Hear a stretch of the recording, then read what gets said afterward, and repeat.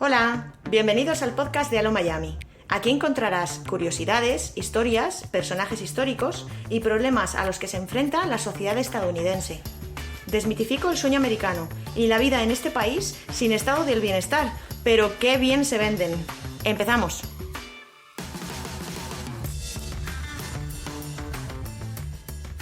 En el episodio de hoy, más que desmitificar Estados Unidos, en general, os quiero explicar una parte de la vida real de vivir en Florida o en otros estados del sur de Estados Unidos que, por una cuestión puramente geográfica, son lugares de paso frecuentes para huracanes.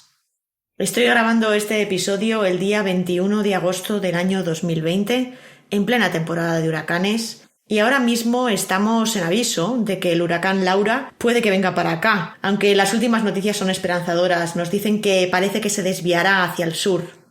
Se está hablando de que puede que en los próximos días no uno, sino dos huracanes lleguen al mismo tiempo a la zona del Golfo de México y afectarían a los estados de Luisiana y de Texas.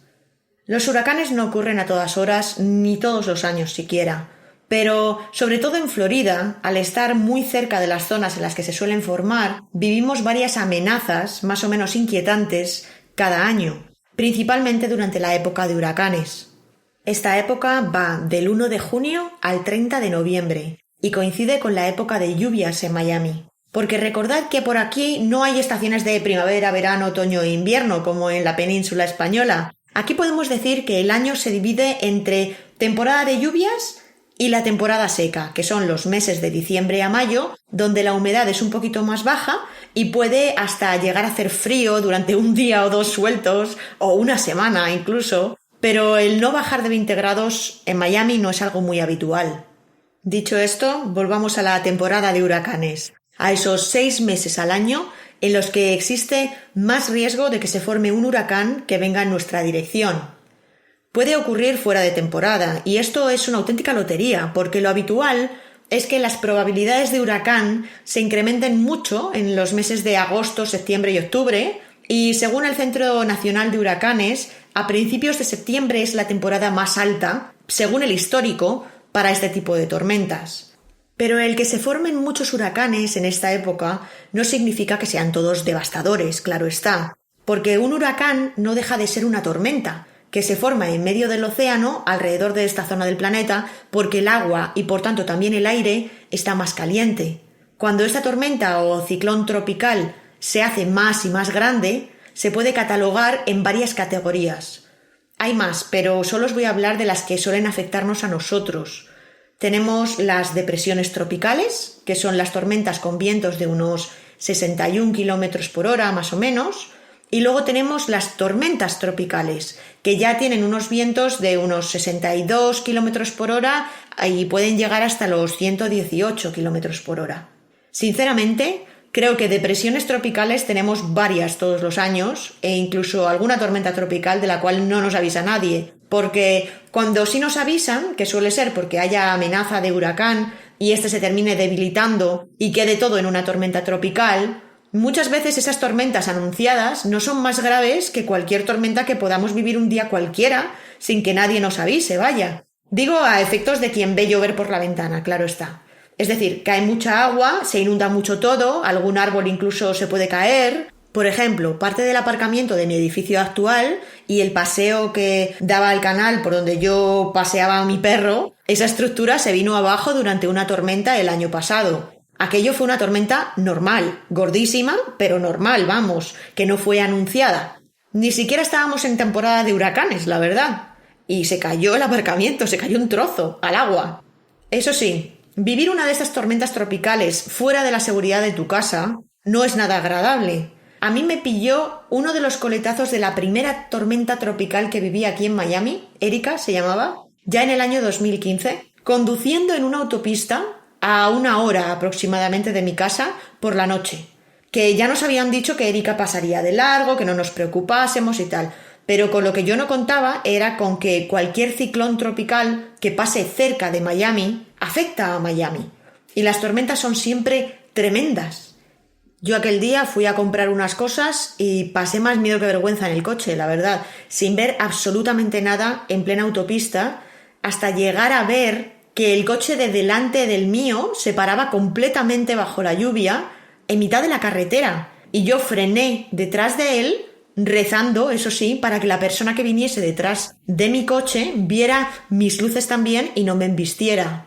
Fue el terror vivir dentro del coche semejante tromba de agua y esos relámpagos y esos truenos y ver a los lados de la carretera las palmeras doblarse súper flexibles con ese viento.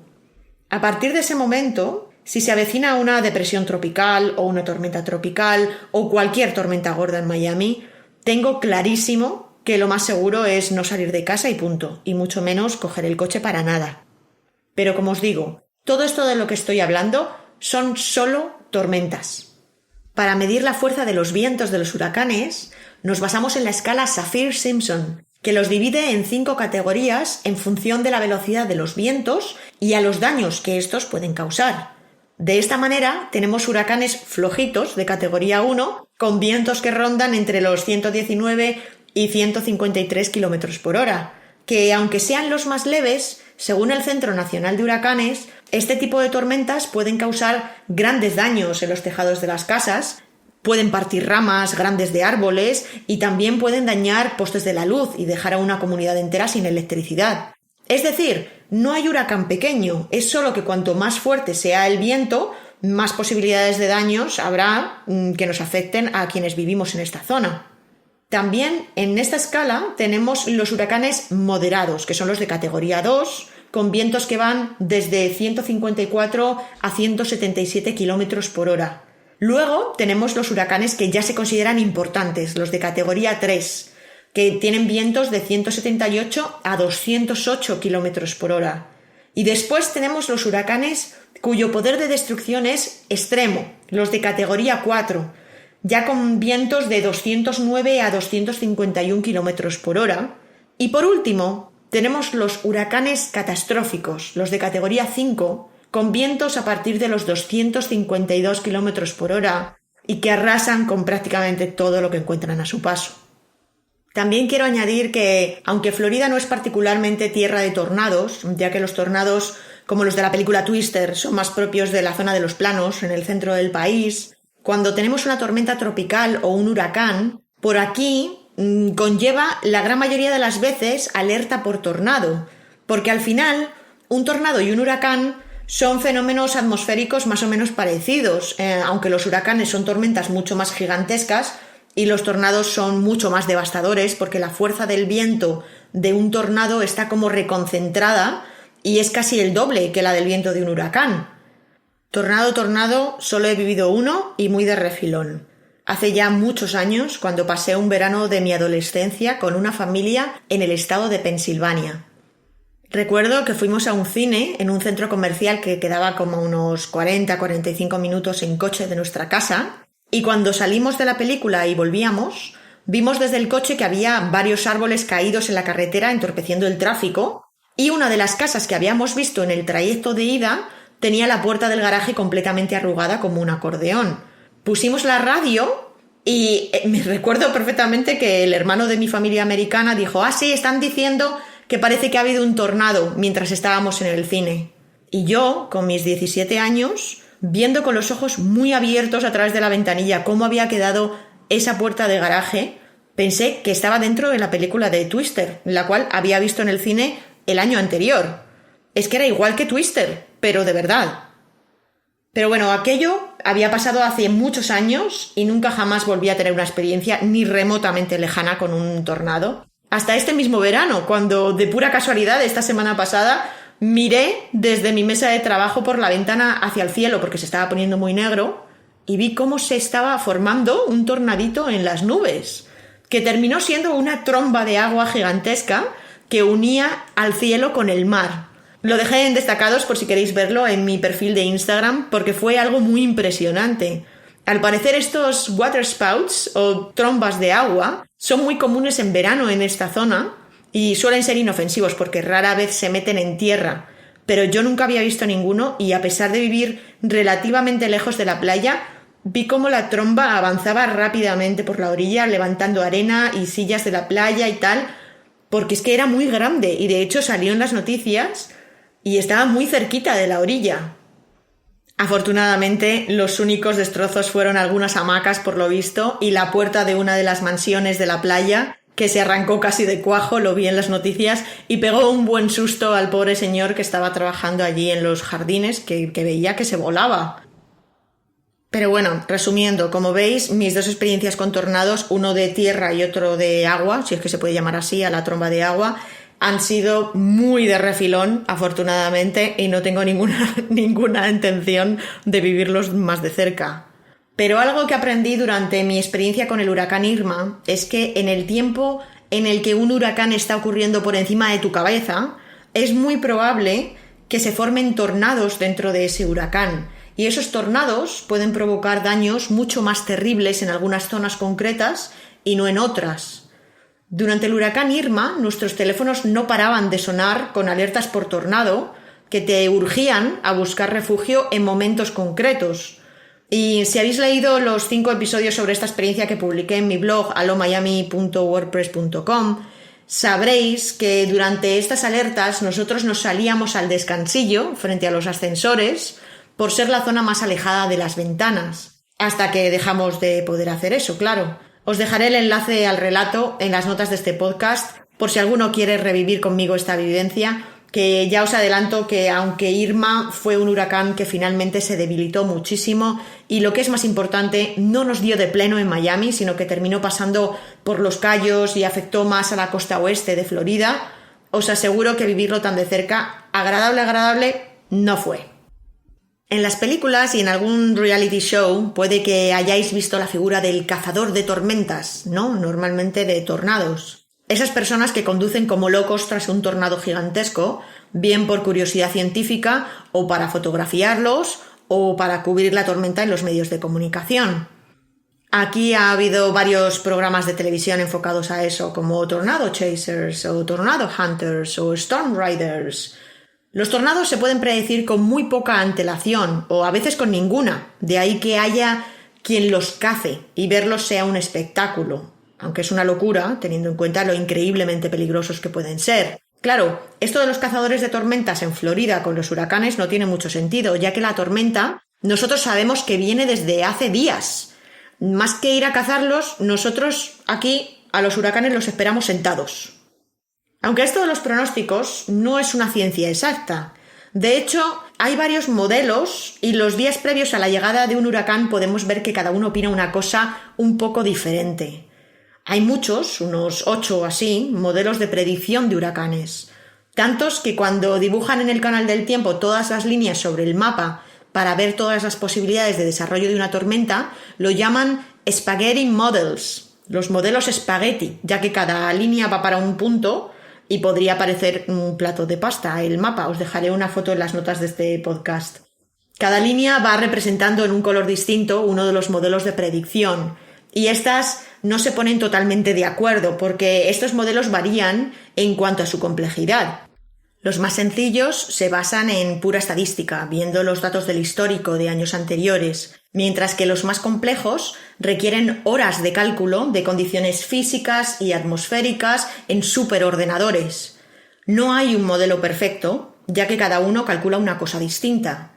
Pero cuando ponemos la predicción del tiempo aquí en Miami, esperando a que nos digan que el huracán se va a desviar y no nos dará de pleno, normalmente en los dos modelos que más se confía es en el modelo GFS, que es el Global Forecast System, o el modelo estadounidense, o en el modelo europeo, que es el European Center for Medium Range Weather Forecasting, o sus siglas ECMWF. Vamos, todo el mundo lo llama modelo europeo y ya.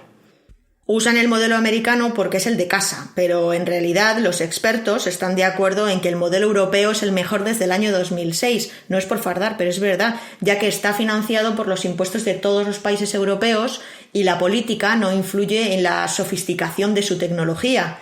Sin embargo, el modelo estadounidense se ve afectado por quién hay en el gobierno. Hay presupuestos que le dan más dinero y hay veces que el Congreso recorta de ahí, de tal manera que la tecnología americana no puede estar a la misma altura que la europea, porque no tiene una financiación tan estable.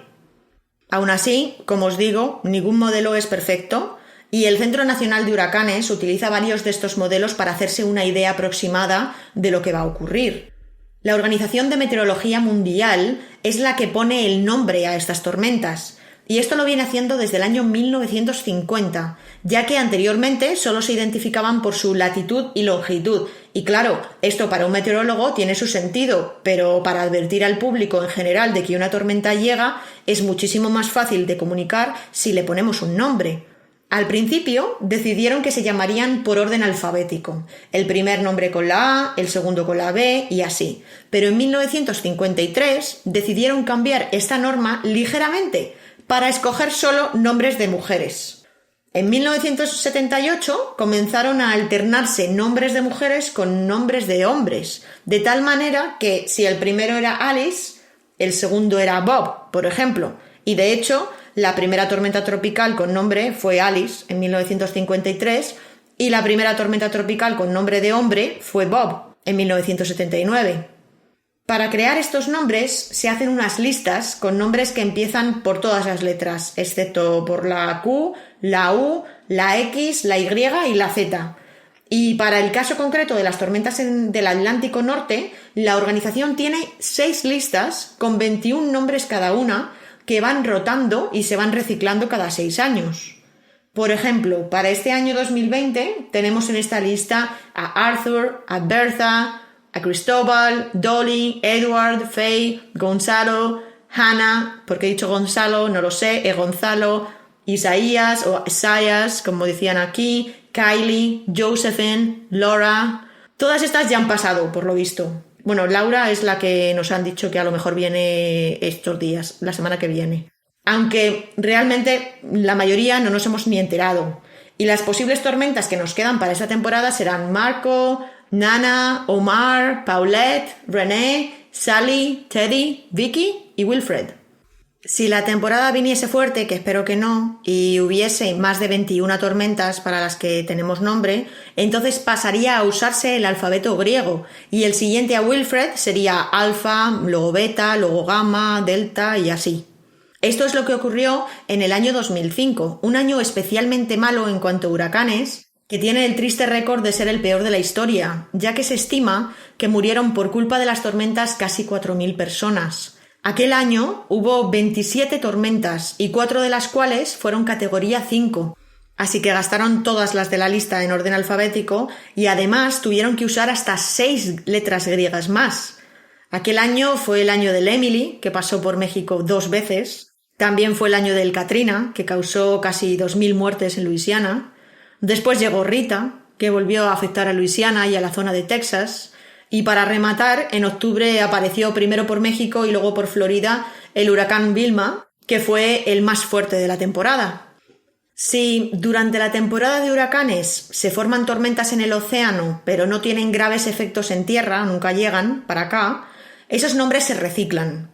Por ejemplo, en aquel año 2005 hubo un huracán María, pero el huracán María ya no se volverá a utilizar porque en el año 2017 el huracán que llevaba ese mismo nombre reciclado causó unos daños terribles en el Caribe, sobre todo en Dominica, San Croix y Puerto Rico, que además se enfrentaba a este huracán de categoría 5 cuando aún no había podido recuperarse siquiera del huracán Irma, que había pasado por la misma zona unos días antes como categoría 3.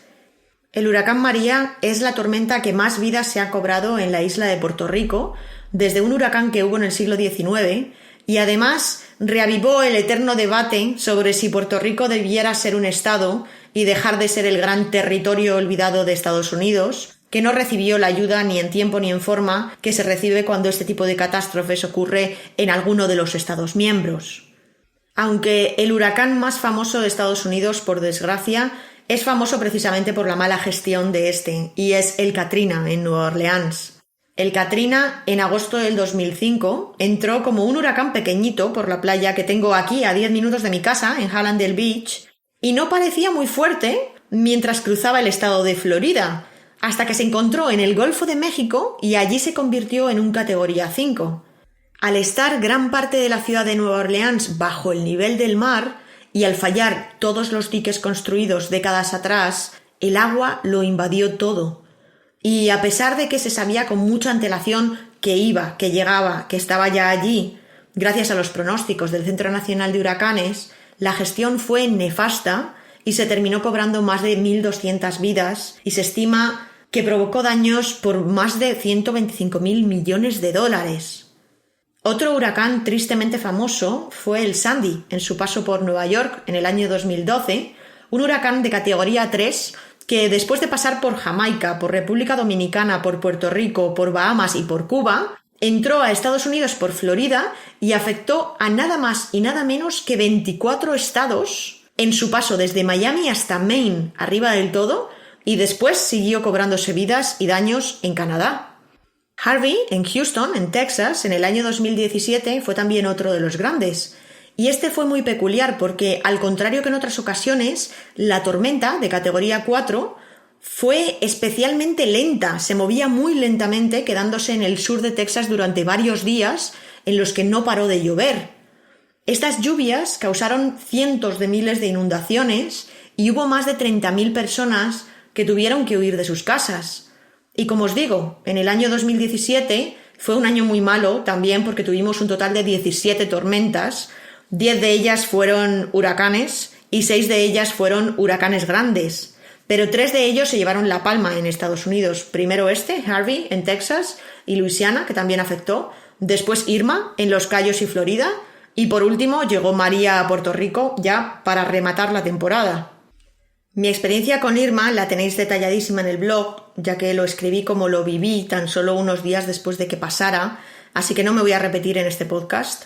Pero solo os diré que fue una experiencia muy desagradable, y eso teniendo en cuenta que a pesar de que Irma estaba pronosticado como huracán de categoría 5, cuando pasó por Miami al final solo lo vivimos como una categoría 3 y ni siquiera llegó a pasar de pleno por aquí, sino que se desvió y entró a Florida por la otra costa, por Marco Island, contra todo pronóstico. Así que lo que yo viví fue, se puede decir, un huracán de refilón, no un huracán de pleno.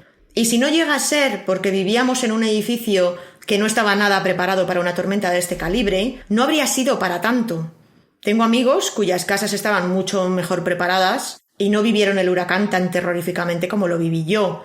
Y aquí es donde aprendí a priorizar el lugar donde quería vivir. En el piso en el que vivíamos cuando ocurrió Irma era extremadamente feliz, o sea, la casa era preciosa y estábamos prácticamente sobre el agua de la bahía, con unas vistas insuperables que me permitían ver prácticamente todos los días pelícanos y delfines saltando en el agua, o sea, aquello era una belleza. Pero cuando empezó a entrar agua y viento por las ventanas, toda esa belleza pasó completamente a un segundo plano y desde entonces tengo muy claro que no merece la pena vivir en un lugar que no está bien protegido frente a un posible huracán.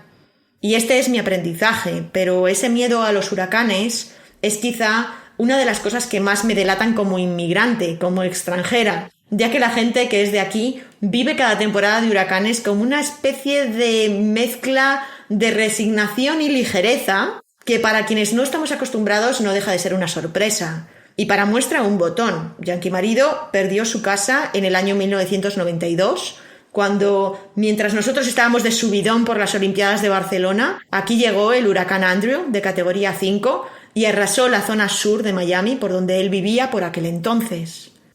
Por suerte, él no estaba en Florida cuando esto pasó, se encontraba veraneando en la otra punta del país, en San Diego, donde vivían sus abuelos. Su madre sí estaba en Miami, aunque afortunadamente decidió hacer las maletas e irse a casa de un amigo suyo para no estar sola durante el huracán.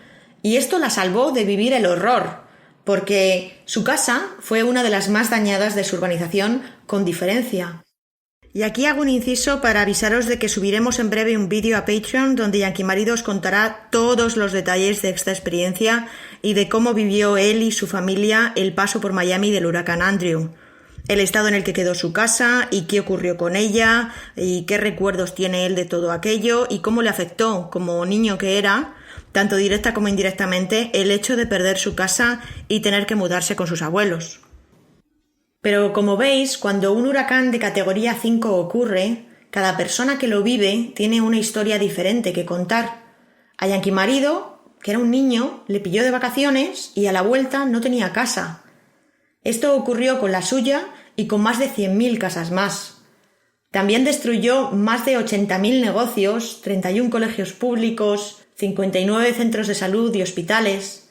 Y el huracán afectó a muchos otros niveles, ya que uno de esos negocios que sufrió daños fue un criadero de pitones de Birmania que había al sur de Miami, y eso provocó que los Everglades desde entonces se llenaran de esta especie invasora, que es una de las 5 serpientes más grandes del planeta y ha afectado enormemente al equilibrio del ecosistema. El huracán Andrew mató a 44 personas y la gran mayoría de estas muertes no ocurrieron durante el huracán propiamente dicho, sino que ocurrieron cuando ya había pasado, ya que las inundaciones y los postes caídos de electricidad provocaron muchas descargas eléctricas letales. Los huracanes significan destrucción, y después de un huracán toca reconstruirlo todo. Y aquí, como en todas partes, hay perdedores y ganadores. El amigo con quien mi suegra se alojó para no estar sola durante la tormenta tenía una pequeña empresa de construcción y tras el huracán trabajó tanto que se hizo rico, se compró un Porsche y se prejubiló. Las empresas de jardinería tampoco dan abasto, ya que todos los jardines de las zonas afectadas están llenos de árboles caídos, de tierra levantada, de plantas muertas por el agua salada. Las empresas de reparación de verjas, de puertas, de tejados y de ventanas también son fundamentales, ya que tras el huracán abundan los saqueos a tiendas y a las casas que están más desprotegidas. Y aunque desde el gobierno se imponen medidas para evitarlos, como el toque de queda o incluso el despliegue de la Guardia Nacional, es decir, el ejército, que en estos casos actúa un poco como protección civil, de apoyo a las fuerzas de seguridad para controlar estas cosas o al tráfico, ya que los semáforos no funcionan, las empresas privadas también de seguridad pueden verse muy beneficiadas, ya que los barrios de mansiones o las grandes empresas se blindan aún más de lo habitual. Las aseguradoras comienzan auténticas batallas legales tras los huracanes, ya que son, en teoría, su momento de pérdidas, ¿no?, entre comillas. Pero por un lado, se dedican a denegar la cobertura a los particulares y de ahí que las empresas de peritaje y de mediación sean tan importantes en estos momentos para pedir cobertura por daños por humedades, por ejemplo. Y por otro, las aseguradoras se dedican a reclamar al gobierno todo tipo de ayudas que hacen que puedan incluso duplicar sus beneficios. Cuando ocurrió el huracán Sandy en Nueva York, miles de propietarios de casas pidieron ayuda y sus seguros privados, que se suponía que iban a cubrir sus daños administrando las ayudas del gobierno para estas inundaciones, en realidad no terminaron de responder. Un artículo de NPR cuenta el caso de una persona que, aun teniendo $250,000 de cobertura en su seguro de hogar, solo recibió 90,000 y eso no fue suficiente para reconstruir completamente su casa. Y esto ocurre a miles de personas cada vez que hay un huracán. Las aseguradoras cobran todo el año y, al menos en Miami, los seguros de las casas son carísimos. Y luego, cuando hay una catástrofe natural, cobran también por parte de la ayuda federal y, por último, hacen todo lo posible para no pagar a sus asegurados. Y cuando hablo de ayuda federal, hablo del FEMA. Existe, desde que lo creó el presidente Jimmy Carter, un fondo para emergencias, el FEMA, que son las siglas de Federal Emergency Management Agency, que tiene un presupuesto de unos $18,000 millones aprobado por un comité de la Cámara de Representantes y es la hucha que se utiliza para responder a este tipo de desastres o para tener recursos para prevenirlos. Sin embargo, esta ayuda ha sido, en casi todas las supercatástrofes, motivo de polémica por llegar tarde, como ocurrió con la ayuda tras el huracán Andrew, que el gobernador de Florida tardó 5 días en pedirla y es que estaban en una situación crítica, porque mi suegra pudo irse con sus padres sin ningún problema, pero estamos hablando de que durante unos días hubo 250,000 personas de todo tipo y condición que se habían quedado sin hogar. Hay mucha gente en Estados Unidos que vive en casas tipo tráiler, que son viviendas prefabricadas, extremadamente vulnerables, y esas son las primeras en dejar a sus inquilinos sin techo. También hubo mucha polémica con el FEMA tras el huracán Katrina, años más tarde, ya que se vio que ni había personal suficiente, ni preparado, ni a tiempo para evitar muertes que se podían haber evitado. También fue muy criticado este organismo cuando el huracán María, cuando el FEMA repartió paquetes de comida para los miles de afectados en la isla de Puerto Rico, que eran puras golosinas, eran chucherías, nada sano, nada realmente comida, eran paquetes que incluían Skittles, por ejemplo, que son caramelos. dio más comida a nuestro cocinero José Andrés en Puerto Rico que el gobierno de Estados Unidos. Cuanto más rápido se actúe tras un huracán, menos afecta tanto a la economía como a las vidas humanas. Recuerdo que cuando pasó por aquí Irma, la FPL, que es la compañía de la luz aquí en Florida, tenía cientos de camiones aparcados en una explanada cerca de mi casa, preparados para el poshuracán. En cuestión de pocos días, todos los postes de la luz caídos estaban en pie y funcionando de nuevo. Y eso, los nativos de Florida lo notaron y mucho en comparación con las semanas de desesperación sin electricidad que se sucedieron en el pasado, con el huracán Vilma en el año 2005, por ejemplo, que dejó a más de 3 millones de personas sin luz en Miami y alrededores. Y es que la luz lo es todo. Las oficinas, los semáforos, las casas. Prácticamente todos tenemos aquí vitrocerámica eléctrica y no de gas. Así que es una estampa muy habitual tras un huracán ver cómo la gente hace barbacoas en sus jardines, si se puede estar fuera, o en sus garajes, si se tiene que estar dentro porque esté lloviendo. En Miami, en época de huracanes, rondamos durante todo el día con 30 grados, con una humedad que va del 75 al 100%, y que de pronto no te funcione el aire acondicionado, que aquí tiene todo el mundo, durante todos los días del año puesto, a todas horas, en todas las habitaciones de la casa, incluyendo el baño, os podéis imaginar lo que se nota.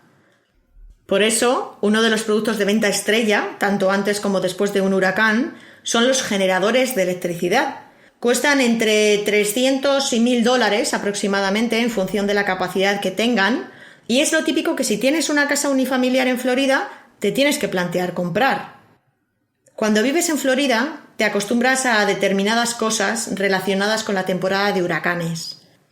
Al principio de la misma siempre nos llega a los buzones una especie de manual de supervivencia a la temporada de huracanes, donde el gobierno del condado nos recuerda qué tenemos que hacer. Viene en los 3 idiomas más hablados de esta zona de Florida, en inglés, en español y en criollo. Incluye todos los teléfonos de servicios de emergencias, todas las definiciones de qué es una alerta de tormenta, qué es cuando hay posibilidades, o qué es una advertencia de tormenta, que es cuando ya se espera que le venga la tormenta en las próximas horas, o qué diferencia hay entre una tormenta tropical y un huracán, por si hay alguien que aún no se ha enterado. También incluye la información del programa de emergencia y asistencia para la evacuación, que pueden solicitar los residentes que necesiten ayuda para evacuarse, pues porque no puedan hacerlo por sí mismos, o bien por una condición médica o física, o por falta de medios de transporte, o porque dependan de equipos de soporte que funcionen con electricidad, por ejemplo. A estas personas se les da ayuda si se inscriben en este programa, que se puede hacer por internet. En el panfleto, que es como un librito, también te indican las zonas por colores de mayor peligro de Miami-Dade. Las zonas rojas son las que están más en la costa, las que tienen más peligro incluso cuando el huracán es categoría 1. Y luego están pues las zonas naranjas, las amarillas, las verdes y las azules. Las azules, para que os hagáis una idea, son las que están más en el interior de la península y que solo se verían afectadas si llegase un huracán de categoría 5. También viene una lista de preparación para el desastre, lo que aquí se llama una Disaster Kit Checklist. Y os digo lo que viene. Al menos tienes que tener 1 galón, que son casi 4 litros de agua, por persona y día. Y se recomienda tener suficiente agua para entre 3 y 7 días que puedes estar sin ella.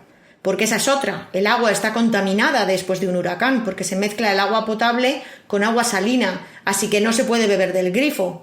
Es decir, lo ideal es tener en tu casa entre 12 y 28 litros de agua por persona.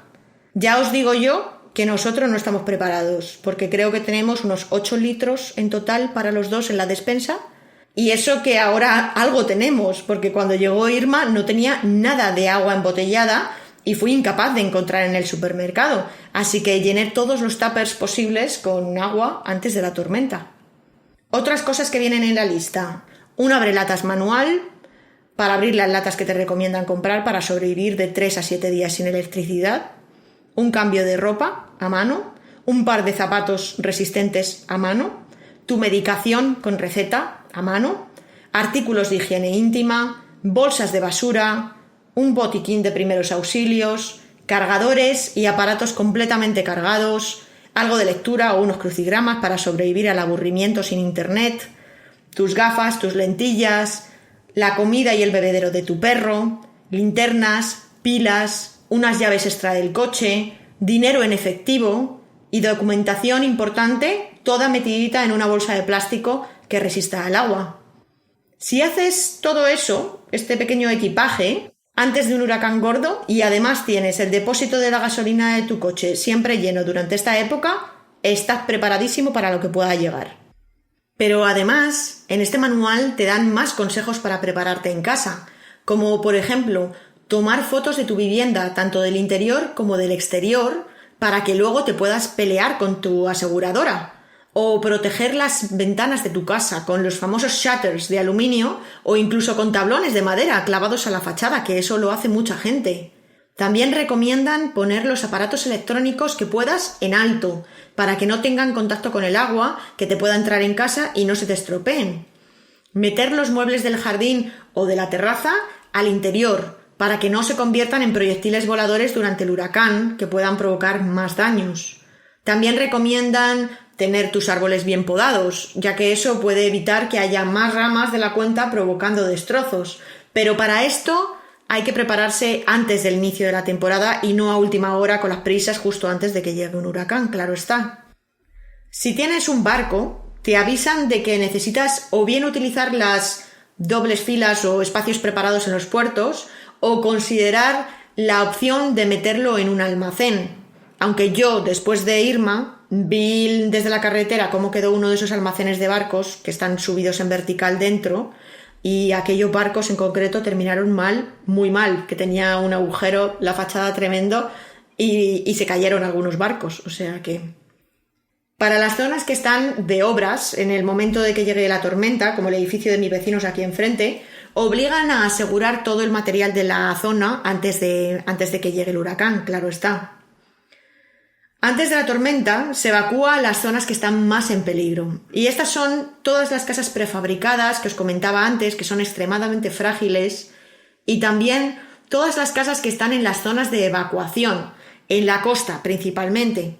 Se anima a toda la gente que está en las zonas de evacuación a buscarse la vida e ir a casas de amigos o familiares, como hizo mi suegra, que vivan en zonas más seguras.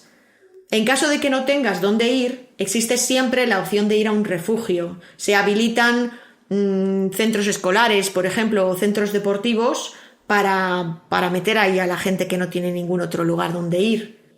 Si tienes animales, perros, gatos, cobayas, hámsters, hurones, pájaros, animales pequeños y normalitos, nada de ir al refugio con tu tarántula loli o con tu mapache domesticado.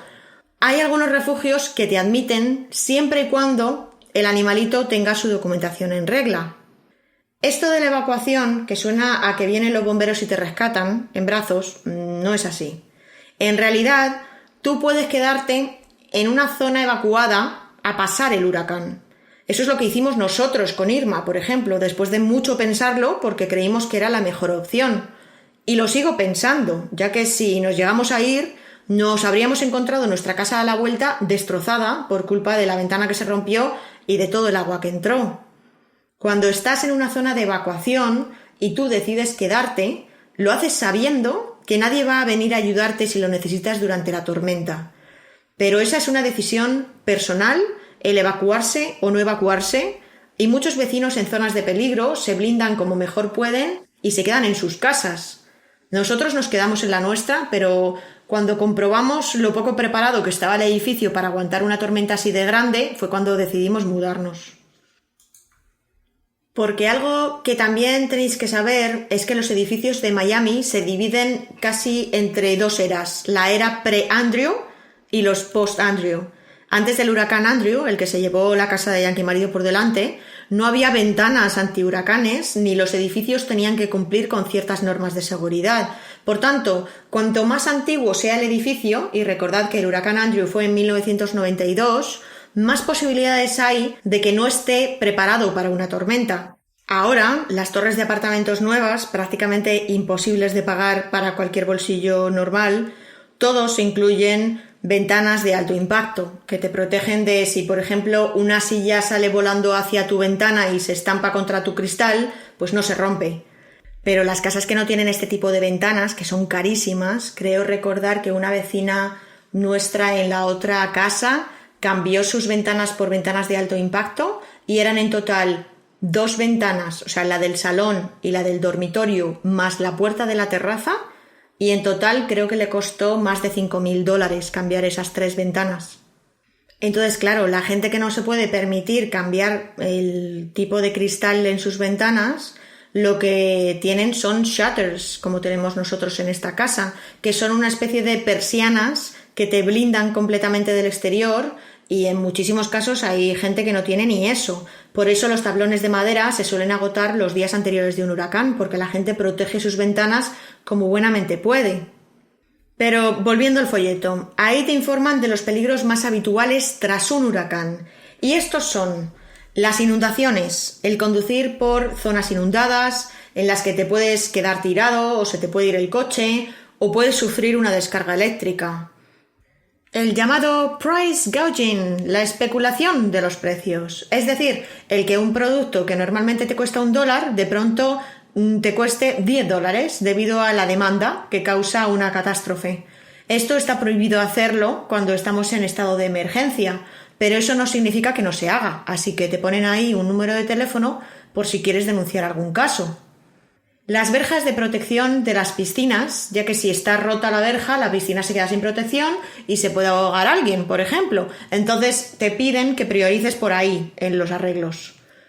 Los mosquitos, que lo invaden todo, doy fe, ya que todo lo que sea agua estancada pues los atrae. Así que te recomiendan pues lo típico, cubrirte la piel, usar repelentes, lo normal. A mí me frieron los mosquitos después del huracán Irma, tenía picaduras hasta en los dedos de las manos, fue espantoso.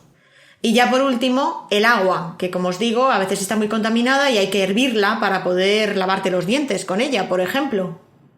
En el trabajo también hay una cierta preparación pre-huracán. Cuando hay alerta por tormenta, siempre nos avisan a todos los empleados y cada empresa tiene un protocolo de actuación. En la mía, lo normal es que se vaya monitoreando día a día el riesgo y llegado al punto de que vaya a llegar el huracán, entonces en principio se trabaja desde casa y tenemos un chat en el teléfono para ir dando señales de vida. Cuando viví el huracán Irma, por ejemplo, trabajaba en otra oficina y tenía en sus instalaciones un gimnasio y gracias a ese gimnasio yo pude ir aseada a trabajar en las semanas posteriores al huracán, ya que en mi casa estuvimos muchos días sin agua y sin luz intermitentemente porque estaba muy estropeado y lo estaban intentando arreglar. En la última amenaza por huracán que viví antes de teletrabajar desde casa, lo que hicimos en la oficina fue proteger con plásticos todos los monitores y equipos electrónicos antes de irnos, porque en una tormenta anterior a la oficina de al lado se le cayó un trozo del techo y se estropearon muchas cosas. Así que allí me veis metiendo mi monitor grande en una bolsa de basura, todo precintado por si acaso. Que luego no pasó nada y cuando vuelves pues te toca desprecintar, pero mejor prevenir en cualquier caso. Y ahora que ya sabéis toda la preparación para poder prevenir que te afecte un huracán en la medida de lo posible y todos los daños que te pueden ocurrir antes, después y durante la tormenta y la cuesta arriba que es la recuperación y la reconstrucción, pensaréis, madre mía, esta gente debe de vivir con un miedo atroz, ¿no? Pues no. Sí hay una cierta psicosis, sobre todo a la hora de acumular víveres. El momento más angustioso que viví yo antes del huracán Irma fue el día que fui al supermercado y vi a 2 personas pelearse físicamente, o sea, se estaban llegando a las manos por una botella de agua. Los pasillos vacíos del supermercado, que ahora todos conocéis porque lo vivisteis durante el inicio de la pandemia, son el pan de cada día aquí cuando hay una amenaza de huracán. Desaparece el clásico papel higiénico, también los platos y vasos de un solo uso, todas las bebidas, todas las latas, toda la comida envasada, toda la pasta, el agua, el hielo, las pilas, las velas, la gasolina de las gasolineras. Pero aparte de esta psicosis en el supermercado, realmente, como os decía al principio de este podcast, cuanto más de Miami eres, más tranquilo estás en época de huracanes. Quienes nos asustamos somos los de fuera, sobre todo. Los lugareños bromean hasta el último minuto con los huracanes e incluso se hacen hurricane parties, que son fiestas de huracanes en las casas. Porque claro, Si te abasteces, normalmente el alcohol y todo tipo de patatas fritas y guarradas de bolsa se agotan inmediatamente en los supermercados. Si te juntas con amigos evacuados de otras áreas, y si te aburres, porque esperar un huracán es sobre todo aburrimiento, pues ya lo tienes, fiesta de huracán.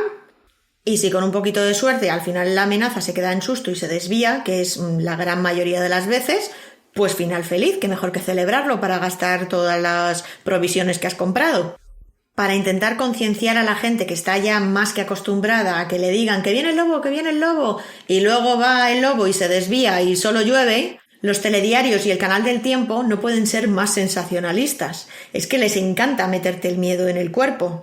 Hablan de monstruo en vez de tormenta. Cuando es categoría 3 te dicen que puede que llegue a ser categoría 5 en algún momento. Cuando es categoría 5, como pasó con Irma, decían que quizá sacasen un nuevo nivel, una categoría 6, porque la tormenta era tan grande que igual había que fundar un nuevo nivel. Ahora con Isaías, que quedó solo en un susto, hablaban de que no era un hurricane, huracán en inglés, sino que era un COVID-cane. Porque a la desgracia del COVID-19, del coronavirus, le sumábamos la potencial catástrofe del huracán.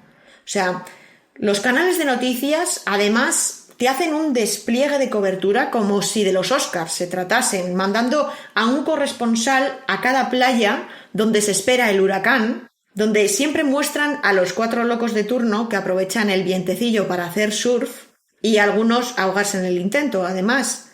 Y si el huracán llega de verdad y estos periodistas intrépidos retransmiten mientras se vuelan literalmente hablando, mejor que mejor, porque así sube la audiencia. Es un espectáculo un tanto grotesco, os diré, y os subiré algún ejemplo en las notas de este podcast para que lo veáis por vosotros mismos. Pero si os digo la verdad, el que la programación sea tan ridícula casi ayuda a tomarse las cosas con humor. Tú ves al reportero que se vuela y te preguntas, ¿qué sueldo hace que merezca la pena eso? ¿Estará su madre viéndolo toda orgullosa porque sale su hijo en la tele o no podrá ni mirar pensando que su hijo se lo va a tragar el mar? Los huracanes son épocas, como os describía en mi blog, de montañas rusas de emociones y de muchos cambios de humor. Los que los vivimos con resignación, con esperanza de que no hagan demasiado daño y con momentos de sarcasmo y de puro humor negro a todo trapo. Pero según te estás riendo de la tormenta, te pones a pensar en la gente que no va a levantar cabeza tras ella y se te pasa la risa en un momento. Siempre que he vivido alguna amenaza de huracán, y lo he compartido en las redes, hay alguien que me dice que qué envidia poder vivir algo así de extremo. Y no, de envidia nada, os lo aseguro.